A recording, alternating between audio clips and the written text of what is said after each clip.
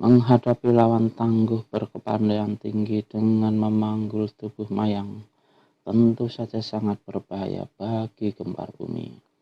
Maka sebelum Wiro kembali lancarkan serangan, Gempar Bumi sudah meletakkan tubuh Mayang di tanah. Sesaat kemudian terjadi pertempuran yang hebat. Kalau dalam pertempuran pertama kelihatan agak seimbang, karena Wiro masih memberi hati terhadap Gempar Bumi. Tapi hari ini tak ada lagi semacam belas kasihan di hati Wiro Sableng. Melihat tubuh Mayang yang hanya tertutup sehelai mantel, dia sudah tahu apa yang dilakukan Gempar Bumi terhadap gadis itu.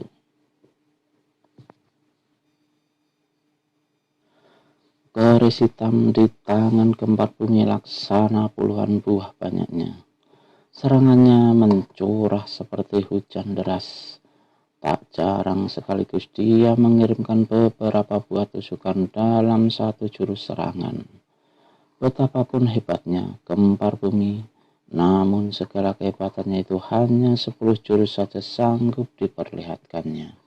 Jurus-jurus berikutnya dia telah kena didesak oleh permainan silat orang gila yang mulai dikembangkan Wiro. Dalam keadaan terdesak, Gempar Bumi lepaskan senjata rahasianya. Tapi tiada guna sekali hantamkan telapak tangan kirinya ke depan. Jarum-jarum hitam itu bermentalan kian kemari.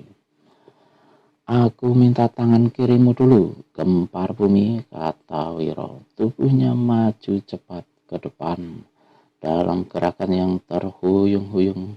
Gerakan ini bagi Gempar Bumi merupakan suatu gerakan yang sangat mudah untuk diserang. Segera dia tusukkan keris penyingkir jiwa ke dada, lalu setengah jalan robah menusuk ke kepala. Namun dalam gerakan yang tak teratur, Wiro berhasil mengelit tusukan itu, dan Gempar Bumi memekik keras ketika tahu-tahu tangan lawan telah mencengkeram lengan kirinya. Gempar Bumi menusuk lagi dengan kalap, tapi tubuhnya terbanting ke kanan dan kerak. Suara kerak disusul dengan suara pakikan setinggi langit dari Gempar Bumi. Lengan kirinya sebatang bahu tanggal. Daging dan urat-urat berbusahan, darah memancur. Laki-laki ini menjerit-jerit kesakitan. Berteriaklah memanggil majikanmu, Datuk Sipatoka, ejek Wiro Sableng. 3 jari kanannya menusuk ke depan. Kerak. Untuk kedua kalinya terdengar lagi pakik Gempar Bumi.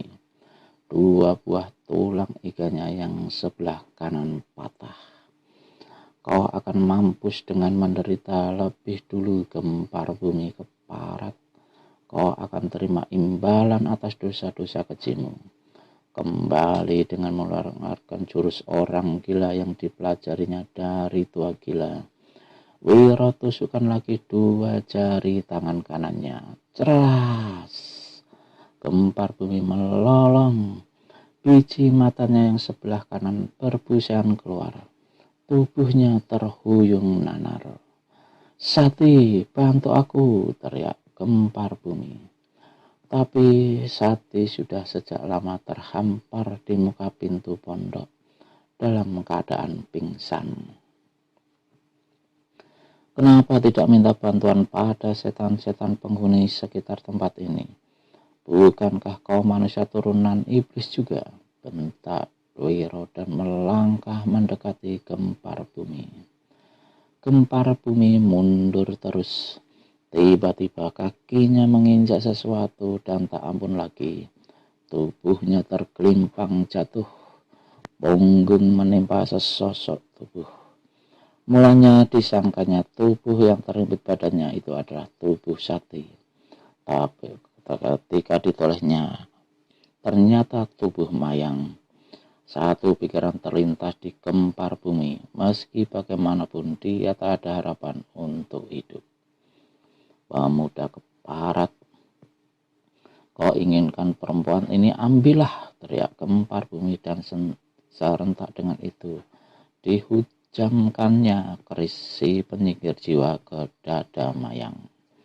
Laksana orang kemasukan setan, Wiro Sableng meraung, santero bergetar, sinar putih melesat menyambar ke arah gempar bumi.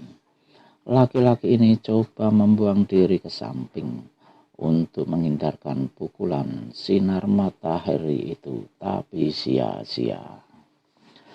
Sebagian tubuhnya kena terhampar dan hangus hitam. Gempar bumi menjerit, terguling di tanah sampai 6 tombak dan mengerang kesakitan. Meski dalam beberapa kejap mata lagi, gempar bumi akan segera menghembuskan nafas penghabisan. Namun Wiro masih belum puas. Dia melompat ke depan, mencengkeram rambut dan dada gempar bumi. Terdengar suara patahnya tulang leher manusia terkutuk itu. Maka gempar bumi mati. Wiro Sableng menghampiri Mayang. Di pangkunya gadis ini, darah telah membasahi dada yang tiada tertutup apa-apa. Wiro tak memperdulikan darah yang membasahi pula pakaiannya. Mayang, bisiknya. Mayang, panggil Wiro lebih keras. Diusapnya kening dan rambut perempuan itu. Sepasang mata Mayang membuka sedikit.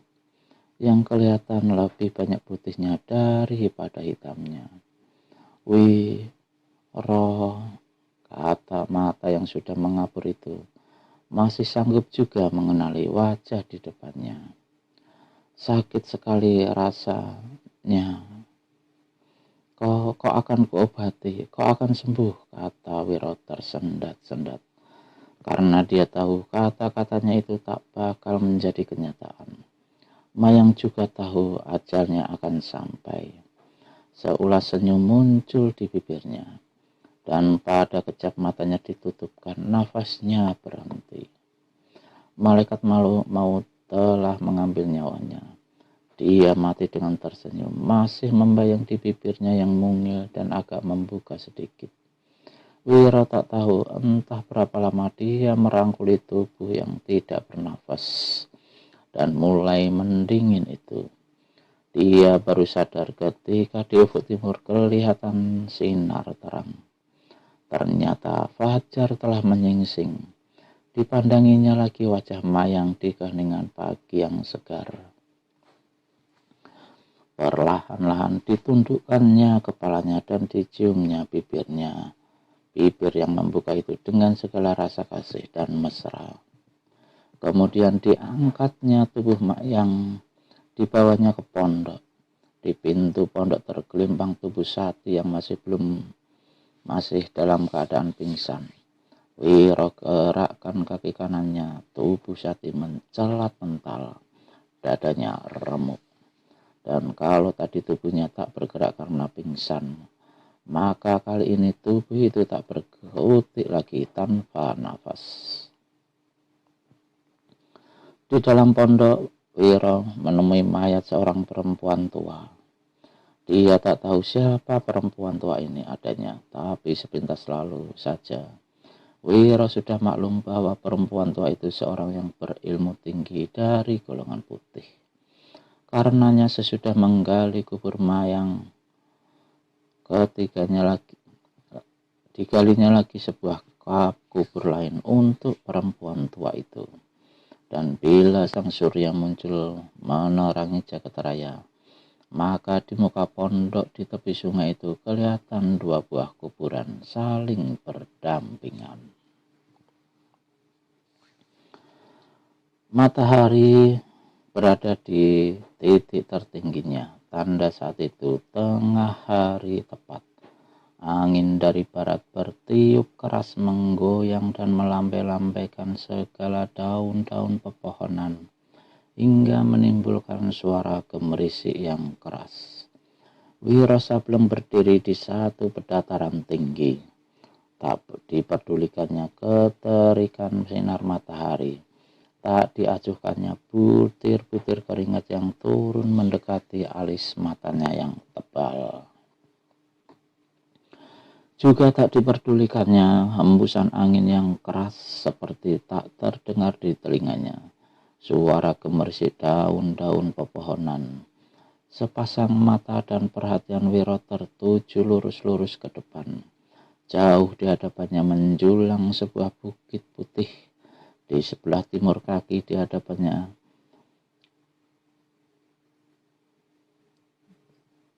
menjulang bukit putih lagi. Di sebelah timur kaki bukit putih tampak sebuah bangunan besar yang juga berwarna putih, dikelilingi oleh pagar tinggi putih. Wiro memandang lagi ke bukit putih itu.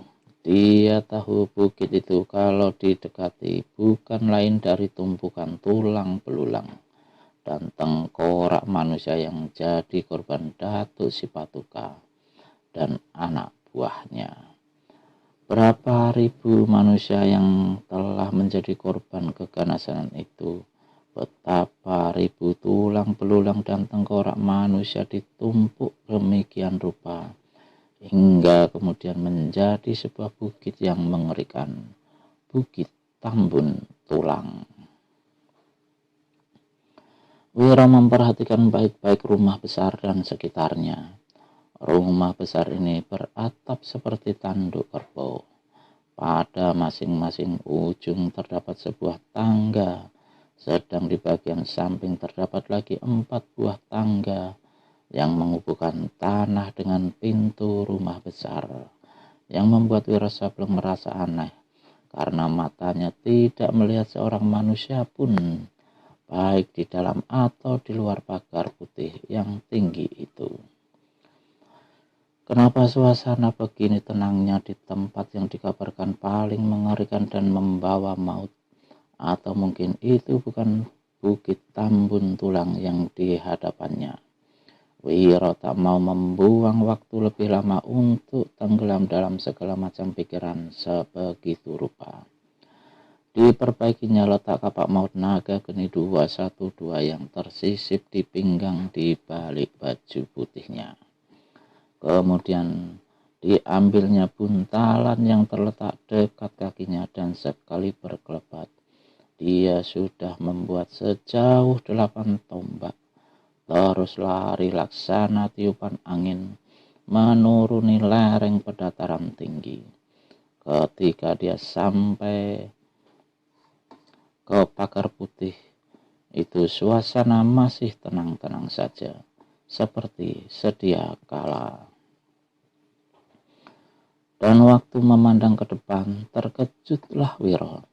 Ternyata pagar putih itu terbuat dari susunan tulang belulang dan tengkorak manusia. Wiro tekan telapak tangan kirinya ke pagar tulang belulang, dan pagar itu kokoh luar biasa. Wiro lipat gandakan tenaga dalamnya, tetap saja pagar itu tak bergerak, apalagi bobol. Wiro memandang berkeliling lalu mendongak ke atas. Menurut taksirannya pagar itu setinggi 20 tombak lebih. Bagian atasnya rata oleh susunan tengkorak kepala manusia. Wiro melompat ke cabang sebuah pohon besar. Dia melompat-lompat di atas cabang itu beberapa kali untuk menambah daya lenting cabang. Lalu dengan satu gerakan yang lebih keras, maka tubuhnya terlempar melesat ke atas susunan tengkorak. Setelah meneliti beberapa saat lamanya, baru Wiro melayang turun ke halaman dalam. Begitu kakinya menginjak tanah, Kembali dia meneliti keadaan sekitarnya. Rasa ngeri menyelinap di hati Wiro sewaktu mengetahui bahwa rumah besar yang terletak 30 tombak di hadapannya ternyata dari tiang-tiang sampai ke atapnya terbuat dari tulang belulang dan tengkorak manusia. Belum lagi Wiro sempat menindas rasa ngeri ini, mendadak semua pintu dan jendela-jendela rumah besar terpentang lebar. Terdengar suara mengaum dahsyat, laksana halilintar. Tanah yang dipijaknya bergetar hebat. Sekejap kemudian dari pintu-pintu dan jendela-jendela rumah besar berserabutan keluar puluhan ekor harimau besar mengaum, memperlihatkan taringnya yang besar, runcing, lalu serempak menyerbu ke arah Wiro Sableng. Wiro sadar kalau dia telah masuk ke dalam perangkap kematian. Segera dia songsong serangan harimau itu sekaligus dengan 2 pukulan kunyuk melempar buah. Belasan harimau terdorong dan terpelanting, tapi sesaat kemudian dengan serempak mereka telah menyerang kembali. Dan ketika sekilas Wiro memandang berkeliling, kejutnya bukan olah-olah. Seluruh halaman itu telah penuh dengan harimau. Dia merasa laksana berada di tengah lautan harimau. Dan kesemua harimau itu sama-sama menyerbu bersirebut cepat untuk merobek atau menerkam tubuhnya. Melihat gelagat maut ini, Wiro segera cabut kapak naga geni 212. Kapak di tangan kanan dan pukulan sinar matahari siap di tangan kiri. Maka Wiro Sableng mulai bergerak menghadapi puluhan harimau.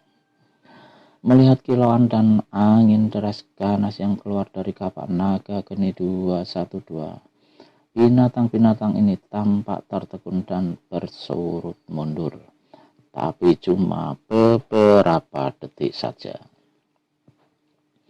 Sesaat kemudian mereka sudah menggarung dan menyerbu kembali. Wiro kiblatkan kapak naga geni 212 dan hantamkan tangan kiri. 5 ekor harimau mengaum dahsyat dan rebah bermandikan darah. Kena disambar kapak naga geni 212. Kira-kira selusin lainnya mati hangus dilanda pukulan sinar matahari. Jika dia menghadapi seorang manusia, mungkin dia sudah bertempur 100 jurus lebih. Puluhan ekor harimau telah ditewaskannya. Namun yang masih tinggal menyerang lebih ganas lagi laksana kemasukan roh gaib. Karena melihat kegenangan darah kawan-kawan mereka. Wiro putar terus kapak naga geni 212 dan tangan kirinya tiada henti memukul ke depan atau ke belakang. Akhirnya 15 ekor harimau yang masih hidup, yang menjadi ngeri melihat amukan pemuda ini bersurut mundur. Setelah sama-sama menggerung, kesemuanya melompat masuk ke dalam rumah besar. Dan di saat itu pula semua jendela serta pintu tertutup kembali. Melihat ini, Wiro segera tahu bahwa seseorang telah menggerakkan alat rahasia untuk membuka dan menutup pintu. Tapi di mana orangnya bersembunyi, dia tidak tahu. Dan agaknya Wiro tidak memperdulikan lagi hal itu. Tubuhnya terasa letih, keringat membasahi pakaiannya, tulang-tulangnya laksana bertanggalan dari persendian. Ke jurusan mana saja dia memandang hanya bangkai-bangkai harimau yang kelihatan. Dan suasana yang diliputi kesunyian itu membuat Wiro benar-benar jadi bergidik.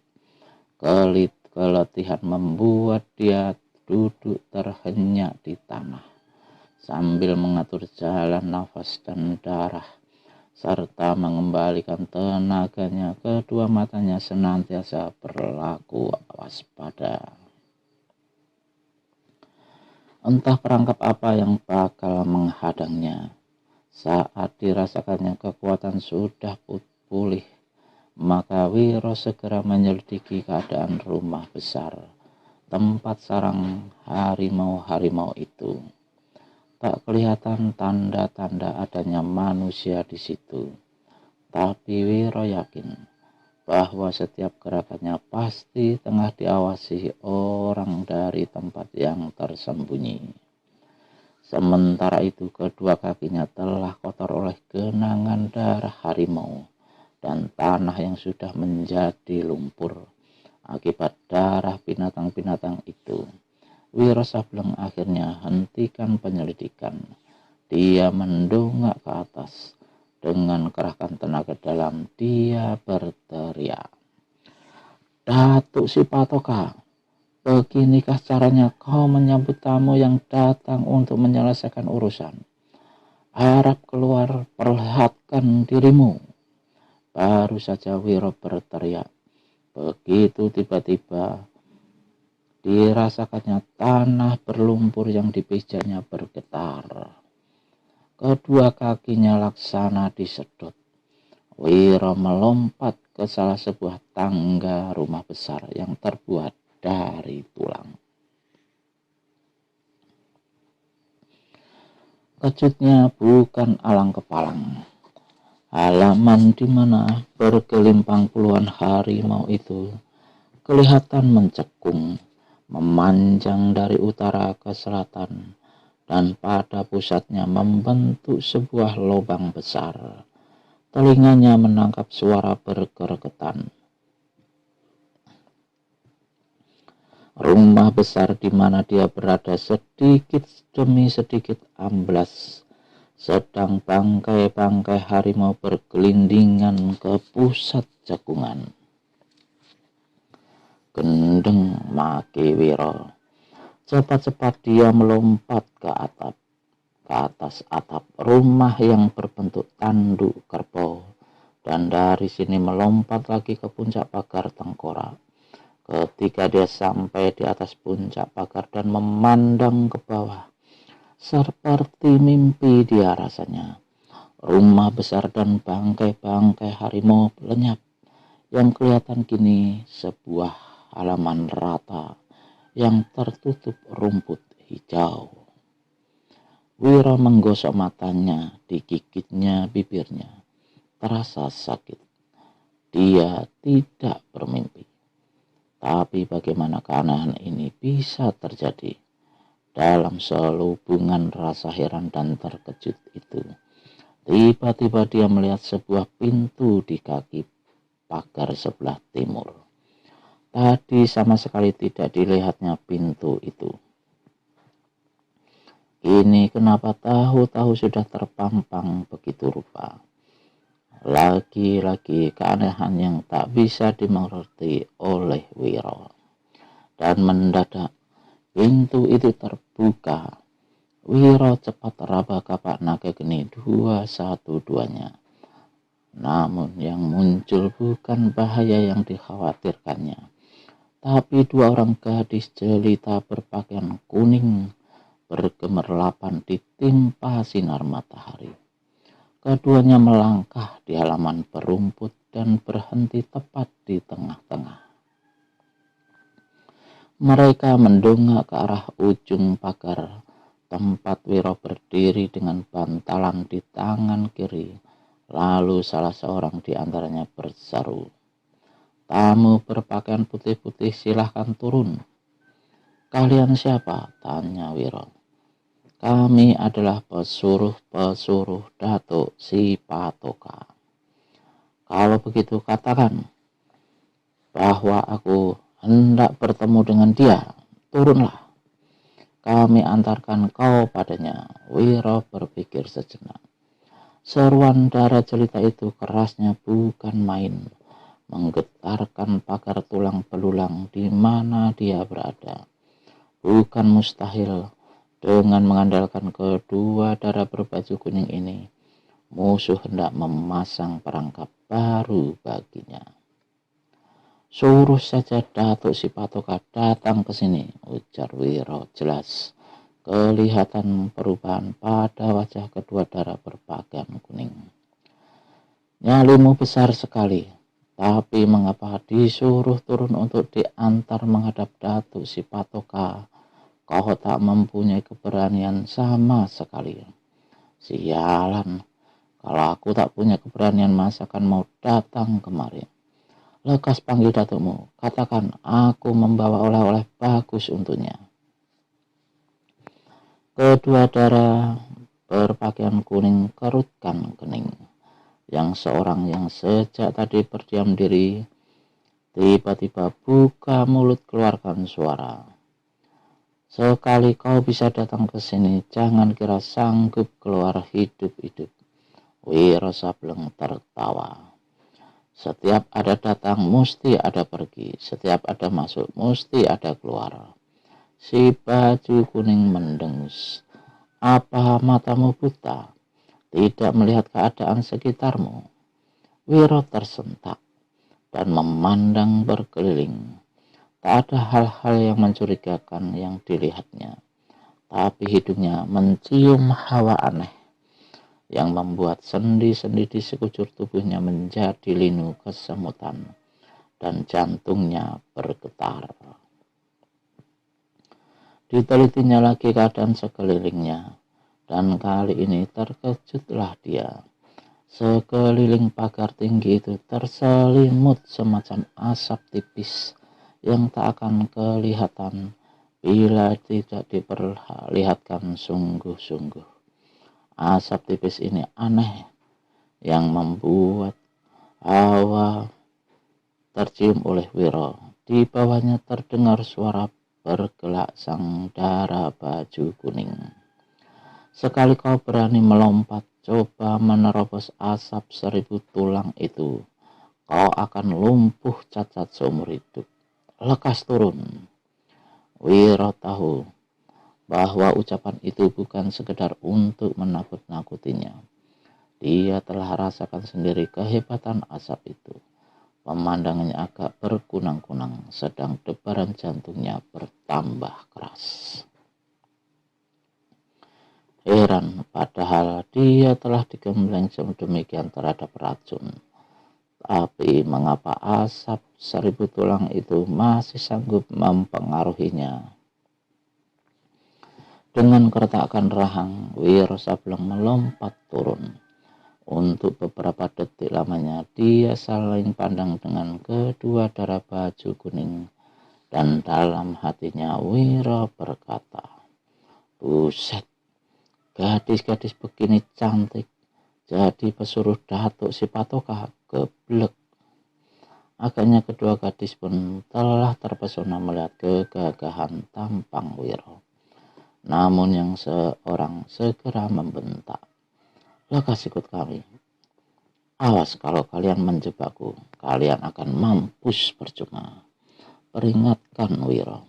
Kedua gadis tak berkata apa-apa dan melangkah menuju pintu di sebelah timur. Wiro mengikuti di belakang penuh waspada. Tangan kanannya senantiasa siap dekat hulu gagang kapakna gegeni 212 untuk menjaga segala kemungkinan yang ada. Mereka memasuki pintu di sebelah timur pagar tulang belulang.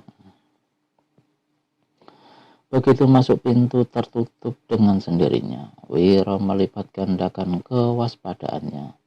10 langkah meninggalkan pintu terdapat tangga tulang yang menurun ke bawah, disusul oleh sebuah lorong sepanjang 20 tombak. Lorong itu kemudian bercabang dua. Kedua darah baju kuning membelok ke kiri. Wiro mengikuti. Tengkuknya terasa dingin sewaktu memasuki lorong ini. Lorong ini baik bagian lantai maupun atas, serta samping dilapisi dengan tulang-tulang manusia. dihias dengan beberapa tengkorak kepala yang dibuat sedemikian rupa hingga seperti bunga. Lewat sebuah minuman teh, Wiro merasa tambah tidak enak. "Ini kemana?" tanyanya. "Jangan banyak tanya, ikut saja." Sentak darah baju kuning paling depan. Tak lama kemudian lorong itu sampai juga ke ujungnya. Sebuah pintu gerbang kelihatan di depan, dikawal oleh 2 orang dara berbaju kuning dan 2 ekor harimau yang luar biasa besarnya. Jauh lebih besar dari harimau-harimau yang telah dihadapi Wiro sebelumnya. Ketika Wiro memandang ke bagian atas pintu gerbang tulang belulang, di situ terdapat rentetan huruf-huruf yang terbuat dari tulang-tulang iga manusia berbunyi, "Istana Sipatoka." Pintu gerbang itu diberi hiasan gaba-gaba, untaian tulang-tulang manusia. Kedua gadis menyibakkan gaba-gaba ini laju lalu memberi jalan pada Wiro Sableng. Wiro tak segera masuk. Dia memandang ke dalam dengan mata menyelidik dan terkesiap. Di hadapan pintu gerbang itu terhampar sebuah halaman rerumputan yang dihias arca-arca besar yang terbuat dari tulang belulang. Di seberang halaman berumput kelihatan bagian depan sebuah bangunan yang sangat indah, yang atapnya berbentuk tanduk kerbau. Seluruh bangunan terbuat dari tulang putih, diukir-ukir. Meskipun indah, tapi keindahan itu dibayangi kengerian bagi Wiro. "Ayo masuk," seru dara kuning. Wiro menggigit bibir. Meski hatinya bimbang untuk masuk, tapi sudah terlambat untuk kembali. Dengan kuatkan hati besar, nyali tapi juga penuh waspada, Wiro memasuki pintu gerbang istana Sipatoka. Sampai di hadapan tangga gedung besar dari tulang belulang, kedua gadis baju kuning hentikan langkahnya. "Terus masuk ke depan, ke ruang tengah. Datuk Sipatoka telah menanti kedatanganmu," kata salah seorang dari dara-dara baju kuning. "Kalian sendiri mau kemana? Apa urusanmu?" Wiro memaki dalam hati. Sepasang matanya meneliti suasana sebentar, lalu menaiki tangga. Dilewatinya ruangan depan dan sesaat kemudian dia sudah berada di ruangan tengah yang amat luas. Kira-kira 20 orang kelihatan duduk di ujung dalam ruangan, di atas kursi-kursi yang terbuat dari tulang-tulang kaki, tulang iga, dan tulang punggung manusia. Semuanya berpakaian hitam, hanya seorang yang berpakaian lain dari yang lain. Orang yang berpakaian lain ini duduk di deretan terdepan sebelah tengah. Tubuhnya cebol sekali, demikian cebolnya hingga kedua kakinya tidak mencapai lantai ruangan, tidak berpadanan dengan tubuhnya yang cebol itu. Kepalanya amat besar sekali, demikian juga telinganya. Rambutnya panjang menjulai bahu, kumis tebal melintang, dan janggut macam janggut kambing. Sepasang matanya yang merah menyorot tajam. Keseluruhan air muka manusia ini membayangkan kebengisan. "Inikah Datuk Sipatoka?" pikir Wiro. Kalau betul maka melesetlah dugaannya. Sebelumnya dia menduga manusia bernama Datuk Sipatoka itu bertubuh tinggi kekar, tapi nyatanya cebol begitu rupa. Di samping potongan tubuh dan raut wajahnya yang bengis itu, ada beberapa hal yang menjadi perhatian Wiro Sableng. Pertama ialah pakaian manusia cebol ini. Dia mengenakan jubah pendek macam rok bertangan panjang yang terbuat dari kulit harimau, kuning berbelang hitam. Di seluruh pakaiannya ini bergantungan puluhan keris-keris emas berhulu gading, tanpa sarung dan panjangnya kira-kira 3/4 jengkal. Itulah hal kedua yang menarik perhatian Wiro. Hal ketiga, kedua tangan manusia ini yang berwarna hitam legam, tanda dia memiliki semacam ilmu pukulan yang hebat dan mengandung racun jahat. Berdiri di tengah ruangan besar itu, sejauh 20 tombak dari deretan kursi terdepan. Suasana sunyi di pekuburan, tak ada yang bergerak dan tak ada yang buka suara. Hanya pandangan-pandangan mata yang saling bentrokan dengan pandangan mata Wiro Sableng. Ketika hampir setengah peminuman teh, suasana masih sunyi juga. Wiro akhirnya berkata, "Apakah aku berhadapan dengan Datuk Sipatoka dari Tambun Tulang?" Si tubuh cebol kepala besar memandang lekat-lekat pada Wiro, lalu tengadahkan kepala dan tertawa gelak-gelak. Suara tertawanya demikian dahsyat hingga menggetarkan seluruh sekujur tubuh Wiro Sableng dan menyendat-nyendat jalan darahnya. Buntalan di tangan kirinya kalau saja tidak dipegangnya erat-erat pastilah akan terlepas. Wiro kaget bukan main. Cepat-cepat dia kuasai jalan darah dan kerahkan tenaga dalam untuk menolak gempuran suara tawa yang dahsyat itu. Istana Sipatoka di bawah Bukit Tambun Tulang. Siapa datang jangan harap bisa pulang. Si cebol kepala besar tiba-tiba keluarkan suara.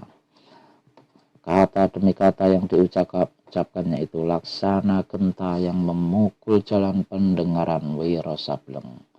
Hingga kembali Wiro merasa tergetar sekujur tubuhnya. Cepat-cepat Wiro lipat gandakan tenaga dalamnya kembali dan di hadapan sana Datuk Sipatoka kembali buka suara. Ucapannya laksana bait-bait pantun. 85 harimau pengawal istana Sipatoka telah musnah. Halaman luar banjir darah. Entah apa pangkal sebabnya, hingga kotamu tak dikenal berbuat demikian rupa. Wiro kernyitkan kening mendengar ucapan-ucapan berpantun ini. Setelah merenung sejenak, maka dia pun menjawab dengan ucapan berpantun pula. Jauh berjalan menyeberangi samudra, mengarung maut mengadu jiwa. Kalau tidak ada pangkal sebabnya, masakan mau berbuat sedemikian rupa. Semua orang kelihatan saling berpandangan, sedang Datuk Sipatoka sendiri naikkan sepasang alis matanya, dan saat itu Wiro berkata pula, 85 harimau mati percuma. Pemiliknya bertanya pura-pura, kenapa tamu tak dikenal berbuat begitu rupa, padahal dia yang memulai silang sengketa. Datuk Sipatoka berbatuk-batuk lalu menjawab, silang sengketa apa gerangan adanya. Berhadapan pun baru hari ini. Kalau sudah bosan hidup, katakan saja. Mengapa datang sengaja mencari mati? Wiro tertawa mengekeh. Datuk Sipatoka, aku mau bicara berpantun-pantun macam orang main sandiwara. Tapi untuk mengusut urusan apa yang telah kau buat di Pulau Madura, Urusan apa, hei orang gila? Tanya Datuk Sipatoka yang saat itu merah mukanya karena ucapan Wiro tadi. Di Pulau Madura kau telah membunuh seorang bernama Kiai Bangkalan dan mencuri sebuah kitab miliknya. Paras Datuk Sipatoka berubah. Lalu dia tertawa gelak-gelak untuk melenyapkan perubahan paras itu. Jangan bicara tak karuan di sini. Apa kau punya bukti atas tuduhanmu itu? Dua buah keris yang menancap di mata kiri Kiai Bangkalan sama dengan keris-keris yang bergelantungan di pakaianmu, sahut Wiro Sableng. Ocehanmu bagus sekali, tugas Datuk Sipatoka. Wiro menyeringai. Kita akan lihat aku yang mengoceh atau kau yang berkicau macam burung kehilangan sarang. Habis berkata begitu, Wiro keruk saku bajunya dengan tangan kanan dan melemparkan sebuah benda ke hadapan kaki Datuk Sipatoka. Benda itu adalah robekan kulit harimau yang ditemui Wiro di pertapaannya Kiai Bangkalan di Pulau Madura tempo hari. Itu adalah robekan pakaianmu yang kutemui di tempat Kiai Bangkalan. Apa kau masih mau mungkir? Terlalu pengecut seorang sepertimu mencoba untuk memangkir. Air muka Datuk Sipatoka membesi. Katakan siapa namamu dan apa sangkut pautnya dengan Kiai Bangkalan? Namaku telah kusampaikan beberapa hari yang lalu lewat seorang anak buahmu, sahut Wiro. Seraya memandang berkeliling lalu menunjuk pada seorang laki-laki yang di keningnya tertera 3 buah angka. 212. Laki-laki inilah yang memiliki pondok di tepi sungai yang telah dipergunakan gempar bumi untuk memperkosa Mayang. Datuk Sipatoka tidak palingkan kepala. Dia memang telah mendapat laporan dari anak buahnya itu, tapi tidak menyangka kalau inilah pemudanya yang telah mengukir 3 buah huruf itu di kening anak buahnya.